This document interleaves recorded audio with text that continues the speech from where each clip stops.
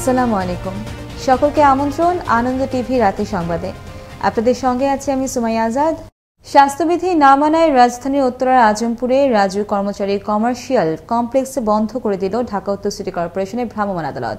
রোববার বিকেলে রাজধানীর দোকানপাট ও শপিং মলসমূহ পরিদর্শনকালে তথ্য নিশ্চিত করেন ডিএনসিসি মেয়র আতিকুল ইসলাম। জানান, স্বাস্থ্যবিধি লঙ্ঘনকারীদের বিষয়ে কোনো ছাড় নয়। আজ পবিত্র শবে কদরের মহিমান্বিত রজনী। এ রাত হাজার মাসের চেয়ে উত্তম।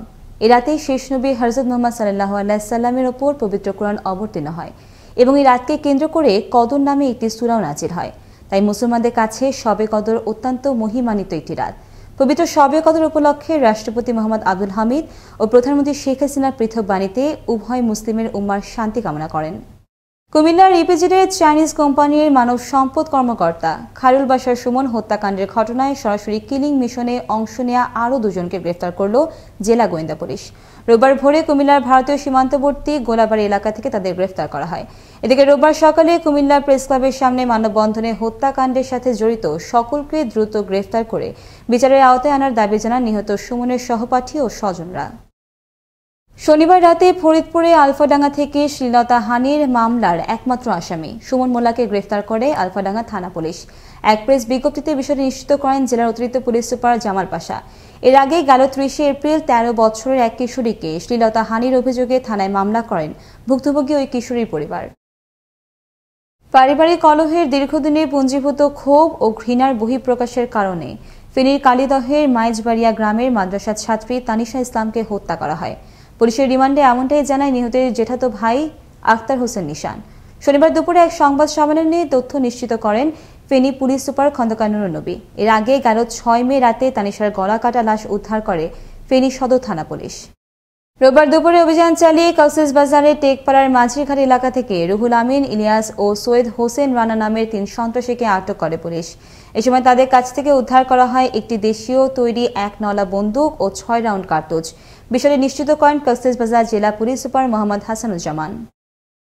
পাবনার বড়বাজার পানির ট্যাঙ্ক এলাকায় আল্লাদি নামের এক ভিক্ষুকে ছুরিকাঘাতে মৃত্যু হয় অপর এক নারী ভিক্ষুকের।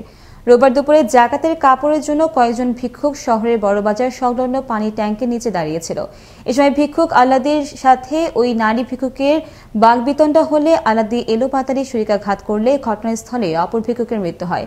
এই ঘটনায় পলাতক রয়েছে অভিযুক্ত ভিক্ষুক। ঘটনার সত্যতা নিশ্চিত করেন পাবনা জেলার অতিরিক্ত পুলিশ সুপার মাসুদ আলম। প্রতি বছর ঈদ এলেই ব্যস্ততা বেড়ে যায় কুমিল্লা জেলার চান্দিনার ঐতিহ্যবাহী খাদি শ্রমিকদের। তবে মহামারী করোনার কারণে গেল বছরের পর এই বছর লোকসান গুনতে হচ্ছে খাদি শ্রমিকদের।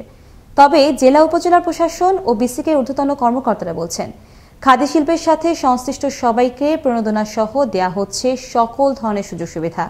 কুমিল্লার চান্দিনা থেকে মিজানুর রহমান ইমরানের প্রতিবেদনে আরও জানাচ্ছেন মোস্তফা কামাল তোহা। কুমিল্লার ইতিহাস জুড়ে রয়েছে খাদি। স্বদেশী আন্দোলন থেকে শুরু করে এর গৌরবময় ইতিহাস আজও সমাদৃত। এশিয়া মহাদেশে খাদির জন্য পুরস্কৃত হয়েছে বাংলাদেশ। শত বছর ধরে কুমিল্লার চান্দিনা উপজেলার মাধাইয়া, কলাগাঁও, কুটুম্বপুর, হারং, বানিয়াচং, ভোমরাকান্দি, বেলাশ্বর, মধ্যমতলা, বাড়েরা, গোবিন্দপুর, ছয়ঘরিয়া, হাড়িখোলা ও দেবিদ্বার উপজেলার বরকামতা, নবিয়াবাদ, জাফরাবাদ, সাইতলা, ভাকরাবাদ, ভানিগ্রামে চরকায় সুতা কেটে কাঠের তৈরি তাঁতে খটখট শব্দে বুনন করে তৈরি করা হচ্ছে খাদি কাপড়। তবে মহামারী করোনার কারণে লোকসান গুনতে হচ্ছে খাদি কারিগরদের। গত বছরও করোনার জন্য আমরা চাহিদা ছিল না, দোকানপাট বন্ধ, আমাদের থেকে কাপড় নিব কি করে। হ্যাঁ, যদি মনে করেন কাটা ছিঁড়া না করতে পারে বা দোকান না খুলতে পারে, তাহলে আমাদের থেকে কাপড় নিব কি করে। করোনা ঈদে সবকিছু দিয়ে মানে একদম বেচা বিক্রি নাই। কুমিল্লার চান্দিনা বিভিন্ন খাদি কাপড়ের শোরুমেও গিয়ে দেখা যায় যারা খাদি পণ্য ব্যবহার করে অভ্যস্ত তারা এবারও খাদির দিকেই ঝুঁকছেন। এটা একটা ট্র্যাডিশনাল জিনিস, অস্থিরভাবে আসছে, এটার চাহিদা বাড়বেই। এটা অমরণ জিনিস, এই শিল্পটা সবসময় থাকবে, সবসময় চাহিদা আছে। চাহিদাটা আগে তো একটু মোটামুটি ঈদের উপলক্ষে তো চাহিদা একটু থাকে, এখন ওই গাড়ির লকডাউনের কারণে এই কারণে পাটিপত্র আইতে পারতেছে না। ওই খাদি কাপড় তো উন্নত কাপড়, খাদি কাপড়ের কোনো কাপড় নাই। আমাদের সেই ঐতিহ্যটাকে ধারণ করা, লালন করা, সেই জায়গা থেকে আসলে খাদিটা সবসময় আমার যে কোনো উৎসবে কেনার প্রথম প্রায়োরিটি থাকে। অনলাইন ব্যবসায়ীরা জানান অনলাইনেও খাদি পণ্যের চাহিদা রয়েছে ব্যাপক। ঈদে আমি আমার জন্য খাদির কাপড় অর্ডার করেছি। ঈদে সবার জন্য, বাসার জন্য, বাবা মার জন্য, তারপরে বাবার জন্য পাঞ্জাবি, তারপরে ভাই বোন যারা আছেন তাদের জন্য জামা কাপড় যা যা আছে এগুলো অনলাইনের মাধ্যমে কেনাকাটা করেছি আমরা। বাংলাদেশ ক্ষুদ্র ও কুটির শিল্পর কুমিল্লা জেলার উপমহাব্যবস্থাপক জানান, এই শিল্পকে টিকিয়ে রাখতে সরকার নিরলসভাবে পরিশ্রম করে যাচ্ছে। আমরা তাদেরকে সার্বিকভাবে সহযোগিতা করতে চাই।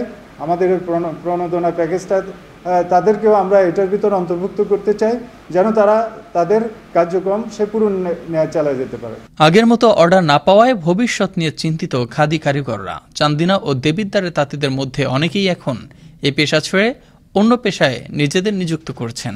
সরকার তাদের সহায়তায় এগিয়ে আসবে, এমনটাই প্রত্যাশা খাদি কারিগরদের। মুস্তফা কামাল তোহা, আনন্দ টিভি, ন্যাশনাল ডেস্ক। ময়মনসিংহের ভালুকা পৌর শহরের ৮ নম্বর ওয়ার্ডের একটি বাসা থেকে ৯ লাখ টাকা মূল্যের নকল প্রসাধনী পণ্য জব্দ করল ভ্রাম্যমাণ আদালত। ভালুকা মডেল থানা পুলিশের সহায়তা নির্বাহী ম্যাজিস্ট্রেট ভূমি মাইন উদ্দিনের নেতৃত্বে এই অভিযান পরিচালিত হয়। এ সময় নকল প্রসাধনী ব্যবসায়ী লুৎফুর রহমানকে ১ লক্ষ টাকা জরিমানা করা হয়। রোববার দুপুর ১২টায় প্রবাসী হাবিবুর রহমান লিটনের পক্ষ থেকে কর্মহীন মানুষের বাড়ি বাড়ি গিয়ে বিতরণ করা হলো ঈদ উপহার ও খাদ্য সামগ্রী। টাঙ্গাইলের কালীহাতির এলেঙ্গা পৌরসভার বাসী এলাকায় লকডাউনে কর্মহীন মানুষের মাঝে এই খাদ্য সহায়তা প্রদান করা হয়। মাদারীপুরের শিবচরে স্পিডবোট দুর্ঘটনায় ২৬ জনের মৃত্যুর ঘটনায় দায়ের করা মামলায় স্পিডবোটের মালিক চান্দু মোল্লাকে গ্রেফতার করল র্যাব। রোববার ভোরে ঢাকার কেরানীগঞ্জ থেকে তাকে গ্রেফতার করা হয়। বিষয়টি নিশ্চিত করেন র্যাবের লিগ্যাল অ্যান্ড মিডিয়া উইং পরিচালক কমান্ডার খন্দকার আল মঈন। অদ্য 09 মে 2021 তারিখে 02:30 ঘটিকায় র্যাব সদর দপ্তরের গোয়েন্দা দল ও র্যাব 10-এর একটি আভিযানিক দল কেরানীগঞ্জ এলাকা হতে বোটের মালিক এজাহারভুক্ত আসামি চান মিয়া ওরফে চান্দু মোল্লা ওরফে চান্দুকে গ্রেফতার করতে সক্ষম হয়। এই ছিল এখনকার মতো। আনন্দ টিভির সর্বশেষ সংবাদ এবং বিনোদন সবার আগে দেখতে ভিজিট করুন www.facebook.com/anandotv এই পেজে। ধন্যবাদ সকলকে। শুভরাত্রি।